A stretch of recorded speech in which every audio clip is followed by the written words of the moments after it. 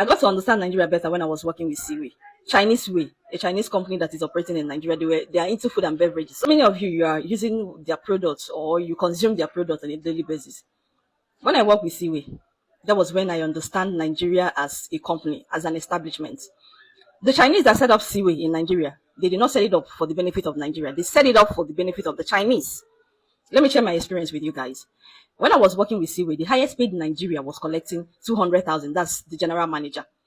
While the lowest paid Chinese was collecting 1.3 million. A small boy of 20 something years. There are so many things I figured out in Seaway. Guy, if you are working in Seaway, then I don't know if they have changed, but when I was working with Seaway, it's a crime for you to look good. Like you come to work with new hair, you change your clothes. As a sales rep, if you start looking good, they will start investigating. They will go to your different markets, your distributors, to know if you have an extra way of earning, because they know that the peanut they're paying you is not even enough for you to feed, let alone making your hair and changing new clothes. You need to see how happy these people were whenever we are having issues among ourselves. If we are fighting within ourselves, like Nigerians, we are fighting within ourselves, the factory workers, the loaders, the driver, if we fight, the sales rep, they are very happy. You will never see them coming to like sort out problem. You feel they fight with your fellow Nigerian, they will just walk past. They're not going to sack you. That's the funny part. They will not even sack you. They love it. They're so happy because they know that our unity will not be of their interest. You know, Nigerians working, they didn't even understand what was actually happening. Like as a sales rep, maybe you're having problem with your distributor or you're finding it difficult to push your own product to the market, to your own market. Then you gotta meet your fellow sales rep that is doing good. All the sales rep were Nigerians. Do you understand? We are the one that was pushing the product into the market. So when you are having issues and you meet your fellow Nigerians to ask the person like this, these are my challenges, how do I sort it?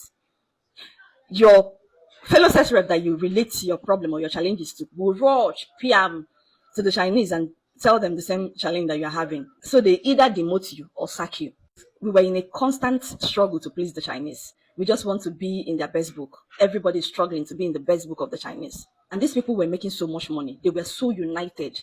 We don't even understand them. They always communicate in their language. Finally, I found out that Seaway was not actually meant for Nigerians to succeed. It was actually set up for the Chinese to succeed. At the end of the month, like this, after they have paid themselves millions and give us peanuts, all the money will go back to China. They don't have money in their accounts in Nigeria.